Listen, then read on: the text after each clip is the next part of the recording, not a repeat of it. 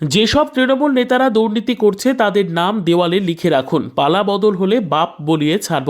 ব্রিগেডের প্রস্তুতি সভা থেকে হুঁশিয়ারি মীনাক্ষীর। জেলায় এসে মন্ত্রী সাবিনাকে তীব্র আক্রমণ, কেন্দ্রকেও তুলোধনা, পুলিশের ভূমিকায় ক্ষোভ প্রকাশ, বাচ্চা মেয়ে বলে পাল্টা মীনাক্ষীকে খোঁচা মন্ত্রী সাবিনার।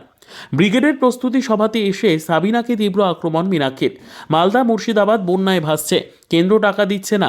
এদিন মালদা জেলার হরিশ্চন্দ্রপুরের শহীদ মোড়ে ব্রিগেডের প্রস্তুতি উপলক্ষে উপস্থিত হয়েছিলেন বাম নেত্রী মীনাক্ষী মুখার্জি। সেখান থেকেই বেলাগাম আক্রমণ করেন তিনি। চাকরি বাতিল থেকে শুরু করে দুর্নীতি ইস্যু, পুলিশের ভূমিকা, ওষুধের মূল্যবৃদ্ধি, ওয়াকআপ ইস্যু নিয়ে রাজ্য এবং কেন্দ্রকে তুলোধনা করেন। মীনাক্ষী বলেন, যেসব তৃণমূল নেতারা এলাকায় দুর্নীতি করছে তাদের নাম বাড়ির দেওয়ালে লিখে রাখুন, ফালাবদল হলে বাপ বলিয়ে ছাড়ব। চাকরি বাতিল প্রসঙ্গে তার দাবি, দুর্নীতির অফিস রাজ্য সরকার খুলেছিল, টেবিলে বসে ঘুষ খেত রাজ্যের লোক, এরাও এমআর জমা দেয়নি, তাই যোগ্যরাও আজ বঞ্চিত। আর পুলিশ চাকরিহারা শিক্ষকদের পেটাচ্ছে, পুলিশকেও দেখে নেওয়ার হুঁশিয়ারি দেন মীনাক্ষী। আরজিকর ইস্যু নিয়ে সিবিআই তদন্তে ক্ষোভ প্রকাশ করেন।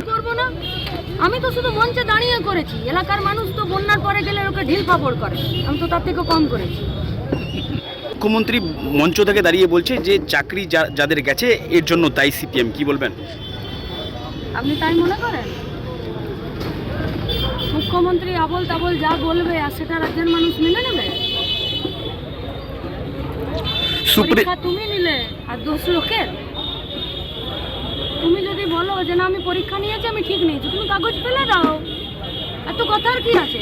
নেতাজি ইন্ডোর ভাড়া করার পয়সাটা আমাদের বেঁচে যেত। ও পয়সা কি ওরা নিজেদের বাবার পয়সা দিয়েছে নাকি? আমাদের পয়সাতে নেতাজি ইন্ডোর ভাড়া করেছিল। নেতাজি ইন্ডোর ভাড়া করার কি দরকার ছিল? দুটো প্রিন্ট আউট বের করতো, মুখে ছুঁড়ে মেরে দিত, সুপ্রিম কোর্টের চাকরি বেঁচে যেত। তো দুটো প্রিন্ট কপি বের করতে পারলেন না, নেতাজি ইন্ডোর ভাড়া করতে পারলেন? বলছি সুপ্রিম রায় নিয়ে কি বলবেন? কিছু বলার নেই। পশ্চিমবঙ্গের রাজ্য সরকার কোন বিষয়ে দুর্নীতি করেনি? একটা গায়ের রাস্তা থেকে শুরু করে একটা মাস্টারমশাই দিদিমণির চাকরি পর্যন্ত এমন একটা জায়গা আছে বলুন তো যেখানে পশ্চিমবঙ্গের তৃণমূল কংগ্রেসের সরকার দুর্নীতি করেনি? আপনি একটা খুঁজে এনে দেবেন। শুধু তার জন্য মহিলা মুখ্যমন্ত্রী, রাজ্যের মুখ্যমন্ত্রীকে আমরা ডিভাই পাই, আমরা পার্টির পক্ষ থেকে আমরা তাদেরকে অভিনন্দন জানিয়ে আসবো। একটা জায়গা দেখিয়ে দিন যেখানে দুর্নীতি হয়নি। ওয়াকফ বিল প্রত্যাহারের দাবি নিয়ে পুলিশের গাড়ি জ্বলল মুর্শিদাবাদে, কি বলবেন? রাজ্যের সরকার করছেটা কি? মানুষ কখন আউট অফ কন্ট্রোল হয়ে যায়? আমি যদি দেখি যে আমার সরকার আমার অধিকার রক্ষা করার জন্য সে এমপি আছে, তার এমএলএ আছে, সে বিধানসভাতে রাস্তা গ্রহণ করছে, পার্লামেন্টে গিয়ে সেখানে চেঁচামেচি করছে, তাহলে মানুষ আউট অফ কন্ট্রোল হয় না? সরকার যখন চুপ থাকে, আমি যাকে ভোট দিয়েছি সে যখন আমার পাশে থাকে না, তখন মানুষকে রাস্তায় নামতে হয়। আর সব বিষয়ে পুলিশ কেন মার খাচ্ছে বলুন তো? পুলিশের কি বাবা দায় পড়েছে সবসময় রাস্তায় এসে দাঁড় করানো? কেউ আন্দোলন করতে পারবে না। অন্যদিকে মীনাক্ষীর মন্তব্য নিয়ে কটাক্ষ সাবিনা, বলেন, বাচ্চা মেয়ে কোথায় কি বলতে হয় তা জানে না, তাই বলে দিচ্ছে। সমগ্র ঘটনায় শুরু হয় রাজনৈতিক তরজা। আপনাকে আক্রমণ করেছে হরিশ্চন্দ্রপুর থেকে মঞ্চ থেকে দাঁড়িয়ে মীনাক্ষী মুখার্জি, কি বলবেন?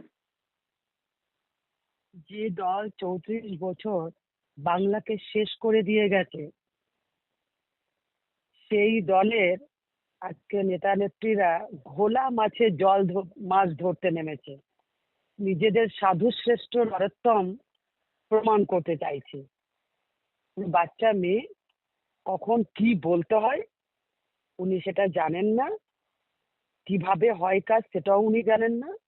আর এখন সিপিএম কংগ্রেস বিজেপি তো ভাই ভাই, ক্ষমতা থাকলে বিজেপিকে অ্যাটাক করুক, বিজেপির সঙ্গে দোস্তি, আর এখানে বাংলায় তৃণমূলকে অ্যাটাক, এটা বাংলার মানুষ কোনো মতেই মেনে নেবে না। ব্যুরো রিপোর্ট, উত্তর বাংলা সংবাদ।